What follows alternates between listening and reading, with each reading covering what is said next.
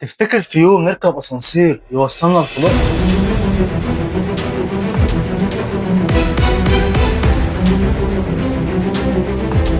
جاهز نطلع سوا؟ العلماء بيسموا الفكرة دي سبيس اليفيتور او اسانسير الفضاء. الفكرة ان كابل ضخم مربوط من الارض عند خط الاستواء وطرفه التاني مربوط في الفضاء بوزن معاكس ليه. التحدي الاكبر ان الكابل الضخم ده محتاج قوة شد هائلة جدا، ولسه لحد النهارده مفيش مادة بنعرف ننتجها بالكميات والطول ده وتكون من غير عيوب. حتى انابيب الكربون والجرافين رغم قوتهم لسه مش كفايه. على فكره دي مش الاسباب الوحيده، في عقبات تانية زي الصيانه والتكلفه، حتى الخوف من المخاطر زي النيازك والعواصف الفضائيه. عشان كده في ناس شايفه ان الفكره اسهل على القمر او المريخ لان جاذبيتهم اضعف بكتير من الارض. عندك مثلا الصين عندها مشروع اسمه السلم السماوي او سكاي ليدر. شركه اوباياشي في اليابان اعلنت انها عايزه تبني مصعد فضاء حلول 2050. يعني على الارض اسانسير الفضاء لسه حلم بعيد، لكن الابحاث شغاله. كل تقدم في علم المواد قربنا خطوه. بالمناسبه